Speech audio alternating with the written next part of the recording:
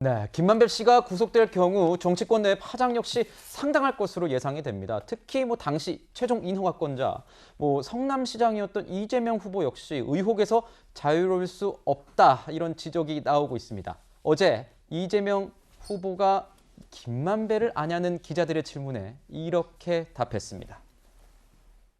김만배 씨가 구속영장이 청구됐는데요. 김만배 씨를 아십니까?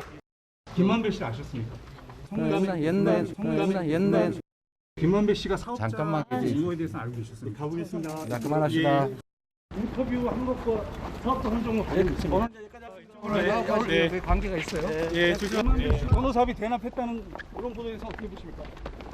사업이 성공했다고 보십니까 아직도?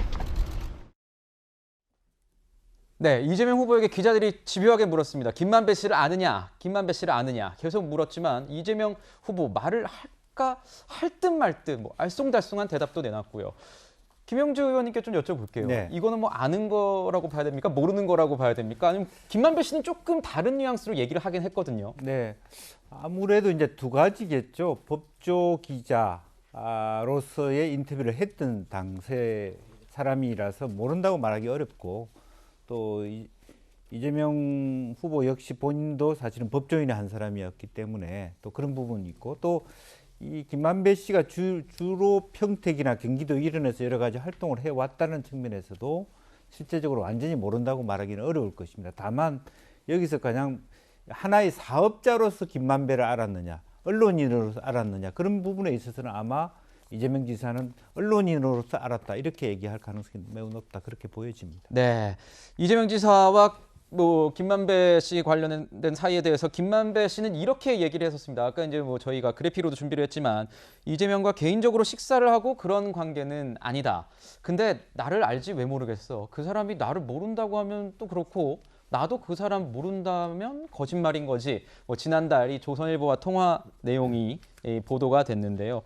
자, 여기서 의문이 드는 거는 또 이런 겁니다. 1조 5천억 규모의 이익 배분 설계를 유동규 씨 단독으로 이 김만배 씨와 할 수 있었을까? 이런 거 아니겠습니까? 상식적으로 1조 5천억 사업의 중요한 결정을 유동규 씨가 김만배 씨랑 단독으로 했다는 것은 정말 상상하기가 어려운 일입니다. 다만 우리가 이제 객관적으로 그것을 입증할 수가 없기 때문에 그 당시에 결재하고 또 처리했던 서류들을 봐야죠.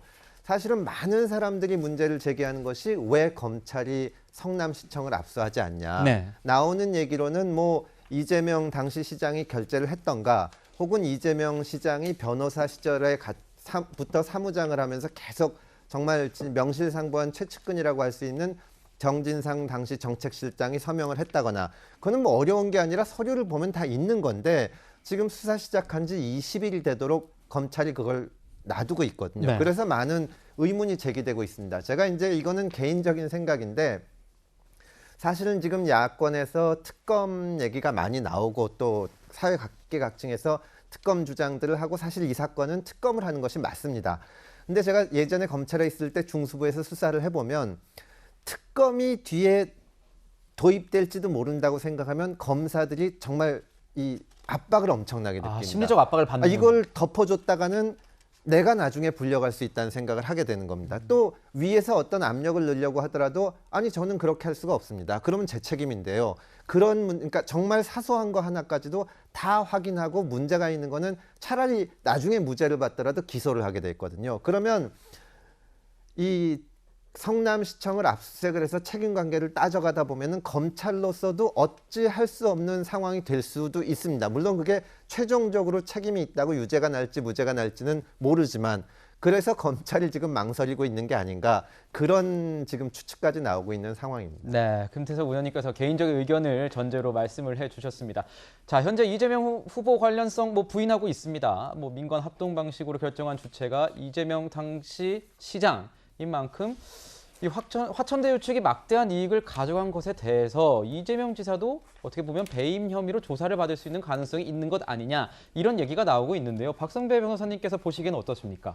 검찰은 이 지사에 대해서도 배임 혐의를 추궁할 기세를 보이고 있는 것 같습니다. 일단 배임죄가 확실하게 성립한다는 법리가 확립되어야 합니다. 이를 전제로 말씀드리면 이 지사는 유동규 전 본부장이 자신의 측근도 아니고 유동규 전 본부장 측이 뇌물을 수수한 사실에 대해서도 몰랐다고 항변을 하고 있습니다. 결국은 이와 같은 사건의 경우에는 수사 과정에서 압수수색은 불가피하다고 평가할 수 있습니다. 압수수색 과정에서 공식적인 업무 처리 절차, 내부 결제 과정을 정확하게 파악해야 하고 그 과정에서 당사자들도 미처 인지하지 못하는 여러 사람들의 업무 수첩에 관련된 내용이 기재되어 있는 경우가 상당히 많습니다. 이를 통해서 이 지사의 인지 여부와 관여 여부 정도를 충분하게 파악할 필요가 있어 보입니다. 그리고 이미 구속돼 있거나 구속이 예정돼 있거나 피의자로 입건된 인사들의 향후 수사 진행 과정에서 심경 변화가 일어날 가능성도 있습니다.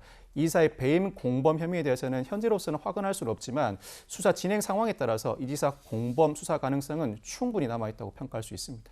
그렇군요.